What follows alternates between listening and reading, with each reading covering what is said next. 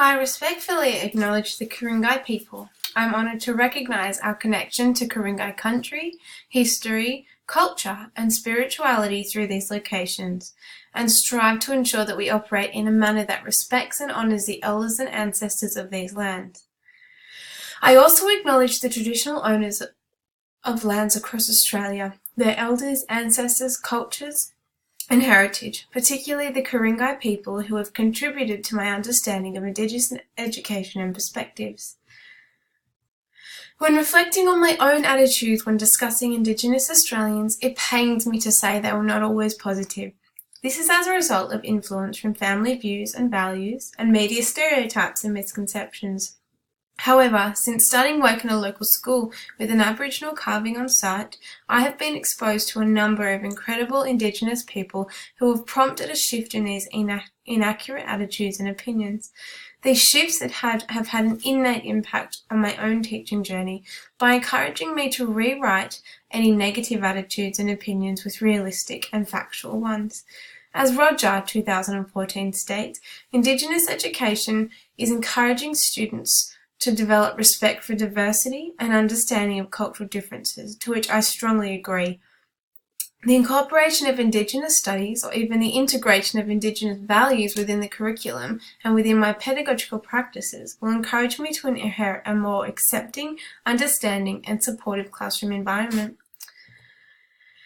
A local and inspiring Ku-ring-gai resident named Eve has played a pivotal role in the contributions made to my local community. Eve is one of the faces of the incredible Indigenous education group Wandana, a company that provides Aboriginal education, entertainment and teacher development. Eve spends her time travelling to different schools in different Indigenous countries and counties, sharing her family's values, family's Dreamtime stories, as well as sharing a number of Indigenous traditions. Some of these include smoking ceremonies, traditional dancing and traditional costumes. Eve has taught me and continues to teach other teachers and students about the rich Aboriginal culture, which brings about a sense of acceptance and understanding for everyone involved. Eve also sets out to provide Indigenous people with the opportunities to stand in their school communities proud, accepted and supported members of the community by providing them with a voice and an opportunity to take leadership roles in the Wandana process.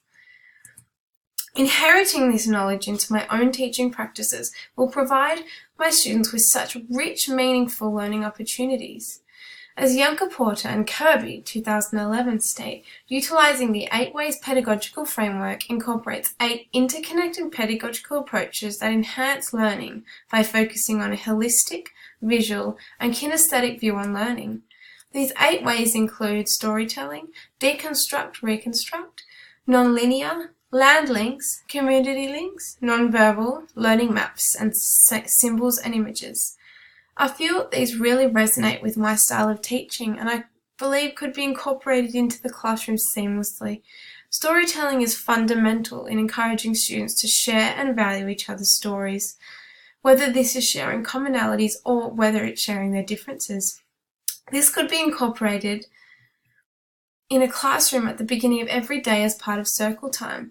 As Frugi et al. State, students sharing their knowledge, experiences and stories will further encourage harmony and acceptance by creating a classroom that celebrates differences. Incorporating land links can also support Indigenous and non-Indigenous learners. Utilising the wonderful waterways and iconic landmarks around each school can increase links to their land. Eve, the mentor from Wandana, educated us on the importance the waterways surrounding our incredible school pose to the Indigenous people in everyday jobs such as gathering food. As the Australian Curriculum and Reporting Association discuss, understanding these spiritual links can encourage students to explore the distinct sense of identity of Aboriginal people. The inclusion of Aboriginal and Torres Strait Islander histories and cultures within the Australian curriculum exemplifies the importance of the inclusion of these approaches within the classroom. Creating a classroom where Indigenous language is embedded in everyday runnings could further support both of these approaches. Using your Indigenous country's greeting could also be inherited into morning routines to create a culturally supportive and sensitive environment.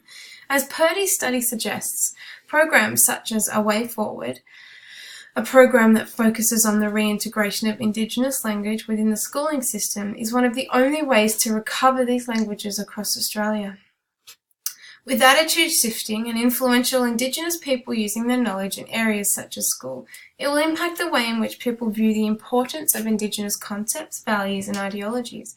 With teachers going through carrying this information also, it is paving a positive outlook for the inclusion of Indigenous education for Indigenous students as well as non-Indigenous students.